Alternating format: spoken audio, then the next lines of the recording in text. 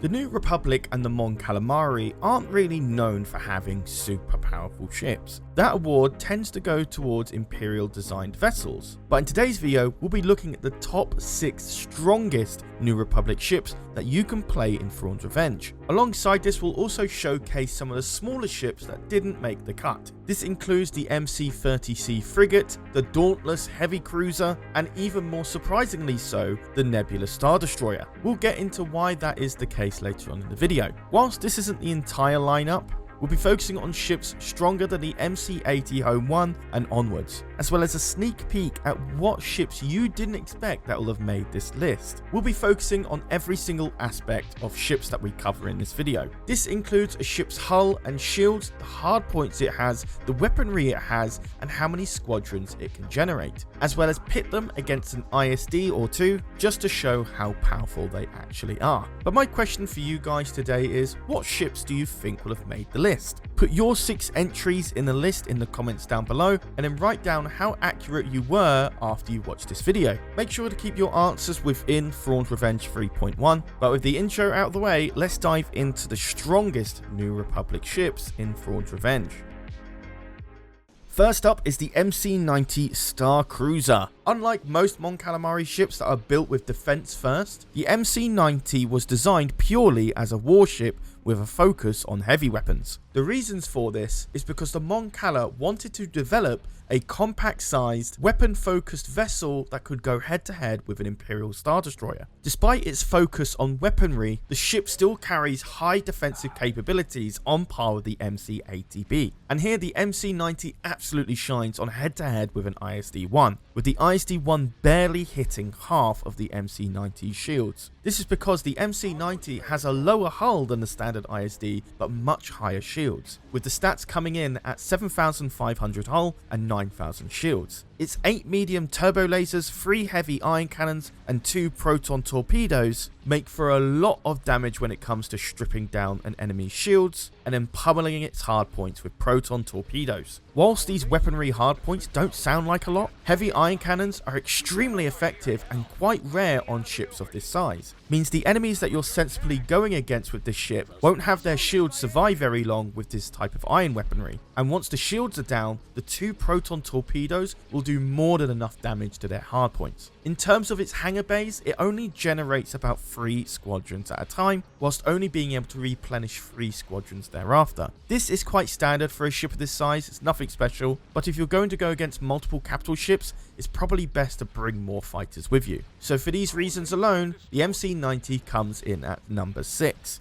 Coming in at 5th is the MC-80 Home 1 type. Now for some of you, you might be a little bit confused by this. The MC-90 is a lot more advanced than the MC-80 Home 1 type. So why is this, the Home 1, coming in at 5th? Well, there is a multitude of reasons why. One is for hull and shields. With the Home 1 being one of the biggest battle cruisers in the Mon Calamari arsenal, the size of the ship allows it to come in at 13,300 hull and 25,000 shields. This is a much higher max value compared to the MC-90, which is more of a smaller star cruiser than an actual full-size battle cruiser. Other benefits of being a much larger ship is the increased firepower, with the Home 1 coming in with 8 heavy dual turbo lasers and 8 heavy dual ion cannons. We are missing out on proton torpedoes seen in the MC-90, which is a significant amount of firepower missing here. Not to mention the MC-80 Home 1 type doesn't have a lot of hard points on it, meaning that whilst this ship is big and scary, it's relatively easy to take down with other battle cruisers. So whilst it can take down an ISD relatively quickly, it's going to struggle with other ships of its size, meaning that this ship definitely needs to be supported with a lot more fighters and a lot more smaller capital ships, whilst trying to draw as much of the enemy firepower onto itself thanks to its ridiculously high shields. The requirement of more squadrons is also a pain point for this ship as well, with it only being able to produce 3 squadrons and replenishing them 7 times over afterward. Whilst you can keep fighters on the board a lot easier with this ship, 3 squadrons is nowhere near enough to make sure that the MC-80 can handle all the firepower coming towards it, meaning you're going to need a lot more carriers like the Quasar Fire or other dual carrier armaments like the Acclamator or the Venator. But despite having a lot more drawbacks compared to the MC-90, it equalizes out a lot more thanks to its impressive hull and shields. So for that reason alone, the MC-80 comes in at number 5. Next is a ship that we haven't covered a lot on EcksToo, that being the Mon Calamari Heavy Carrier, otherwise known as the Blue Diver to some others. The reason we haven't covered the ship a lot on this channel is because of the lack of history and information we have on this ship in Legends. There isn't much dug up on this ship besides the fact that it's a battlecruiser with a lot more hangar bays, and it certainly shows considering this ship can generate up to 10 squadrons at one time and replenish lost squadrons 22 times over, making this the New Republic's highest generated squadrons at one time from one ship. There are drawbacks to this, however, because not only is it more expensive than the MC-80 Home 1 type, it comes in at much lower shielding, with its hull coming in at 15,960 and its shields coming in at 18,000. That is 7,000 less shields than the MC-80 Home 1 type. Not is all lost, however, because the ship comes with a lot more firepower instead, with 4 heavy dual turbo lasers, 16 medium dual turbo lasers, 4 heavy dual ion cannons, and 6 medium dual laser cannons. All of these stats make this ship a pretty good all-rounder. Providing you manage your squadrons correctly, this ship can easily go head-to-head with other battlecruisers, thanks to its ability to strip down shields really effectively with the heavy dual ion cannons, as well as punch a lot of damage into enemy hardpoints with the 4 heavy dual turbo lasers, and to be able to fend off other fighters with its 6 medium dual laser cannons, meaning the only drawback to the ship is its max hull and shields. Do be warned, however, despite it being able to produce a lot of squadrons at one time, it requires a lot more micromanaging from the player when playing the game. But as long as you keep an eye on that, the Mon Calamari Heavy Carrier easily comes in at number 4. We're going to be making a video about the Mon Calamari Heavy Carrier in a lot more detail very soon, so be sure to hit that subscribe button and ring that notification bell so you don't miss out on that. Next up is our secret reveal, the Viscount prototype.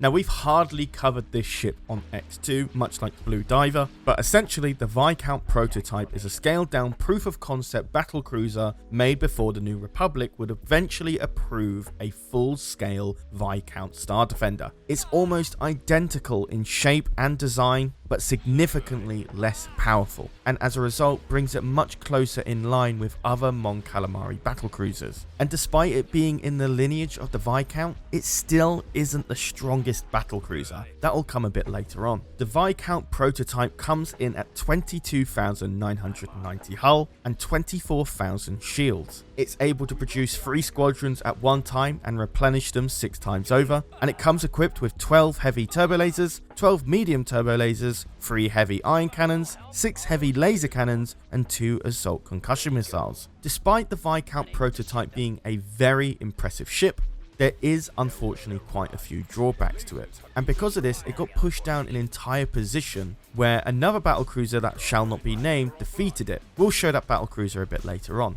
But essentially, only being equipped with 3 heavy ion cannons isn't really enough damage for a battlecruiser of this size. Remember, you're going to be pitting this ship against similarly sized ships, and because of their size, they're going to have quite a lot of shields. So 3 heavy ion cannons, whilst very impressive on the MC-90, isn't so much so on this Viscount prototype. The benefits to that, however, is that if you do strip the shields down, the Viscount prototype doesn't lose out on too much damage. In fact, it can produce a lot more hull-based damage than the ship that actually beat it, but because of the lack of ion cannons, it's quite hard to find yourself in that position. While being a little bit on the smaller side for battlecruisers, the Viscount's hull and shields are extremely impressive, and bridges a nice in-between from taking down smaller capital ships and taking on bigger battlecruisers. But ideally, the ship excels in a 1v1 combat scenario. But the other drawback that this ship has is that it just doesn't produce enough fighters. Despite being a battlecruiser, it only produces 3 squadrons at a time and replenishes them 6 times over. So that means you are going to have to bring extra carriers and other ships that can deal extra ion damage. So pairing the Viscount prototype with 2 other MC-90s might just well do the job. Overall, whilst this ship does have a very interesting history, it ultimately has quite a fair few drawbacks that forces this ship into the 3rd position. Give it double the heavy ion cannons, or allow it to produce a few more squadrons, or even just increase the hull and shields a little bit, could have pushed this ship to number 2. Unfortunately, it stays at number 3.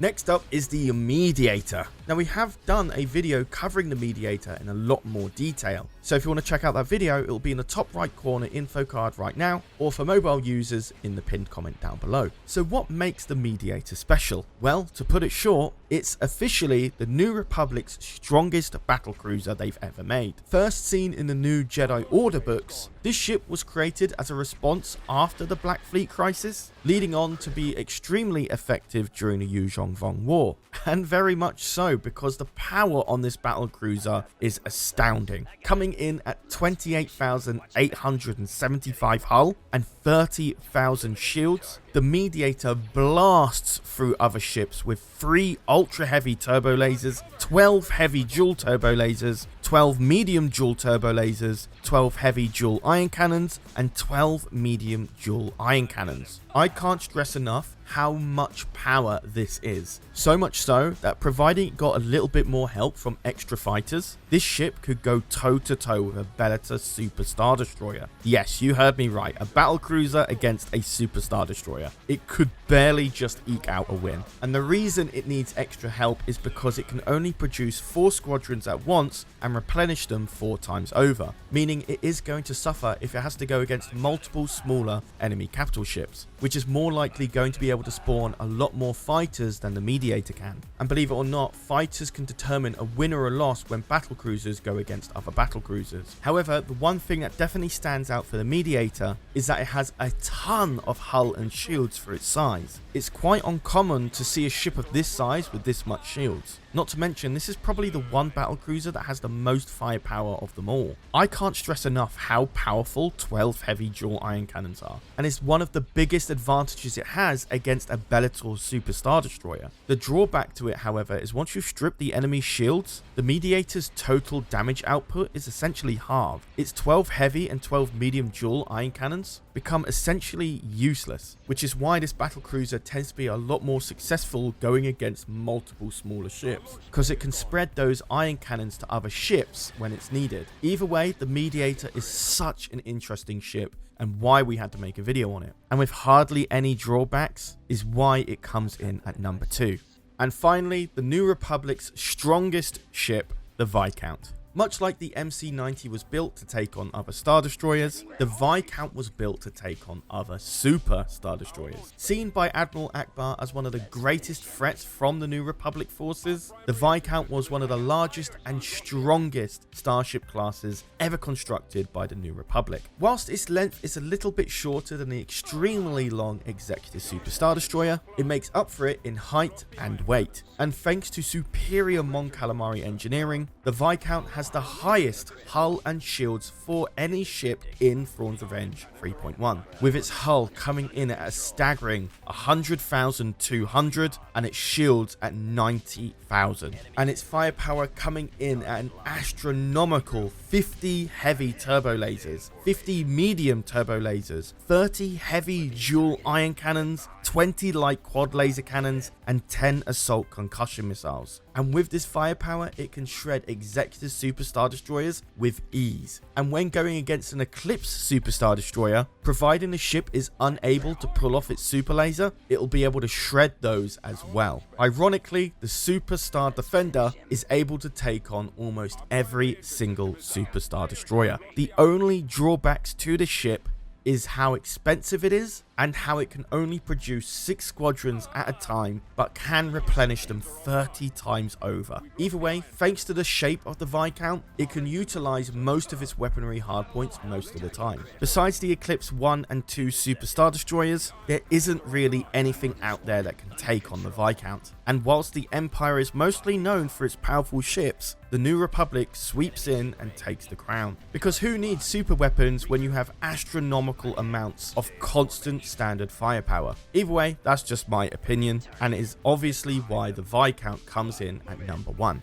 Next up, we have some honourable mentions. First up is the MC-40A. Whilst definitely not being able to go against the Star Destroyer, for its price, the MC-40A is extremely efficient. With 2 medium turbo lasers, 2 medium ion cannons, and 2 assault concussion missiles, it makes a great value ship that could be built quick and really handle well in the front lines. The same goes for the MC-30C. Whilst having much lower hull and shields than the MC-40A, it makes up for it by having 3 proton torpedoes. That's extremely powerful for a ship of that size and of that cost. So if you can keep them alive, a bunch of MC-30Cs can be extremely deadly. Next up is the Dauntless Heavy Cruiser. Whilst this ship design isn't exactly Star Wars per se, in Legends it was widely used for a long period of time, especially when it was considered a lot more powerful than most Mon Calamari designs. However, in Thrawn's Revenge it's a little bit of a different story. Whilst it is a very effective ship, it kind of gets overshadowed by our next ship, which is extremely cost effective, that being the MC-80B. This would have been 7th in our list, but wasn't ultimately included for many reasons. It comes in at 5,880 hull and 7,000 shields, which is extremely impressive considering its cost, and as for firepower it comes with 8 heavy turbo lasers and 4 heavy iron cannons, which is great for shredding shields and dealing hull damage. The only drawback is its hangar bays, meaning you'll have to bring many more carriers to supplement its weakness. And finally, the most controversial one of the lot, the Nebula Star Destroyer. I would have expected this one to outbeat the MC-90, but in most cases we're comparing these ships on a 1v1 basis, not from a total fleet perspective. The Nebula Star Destroyer, for its size, is extremely powerful, coming in with 1 ultra heavy turbo laser, 4 heavy turbo lasers, 2 medium triple turbo lasers, 6 medium turbo lasers, 2 medium iron cannons, and 1 assault concussion missile.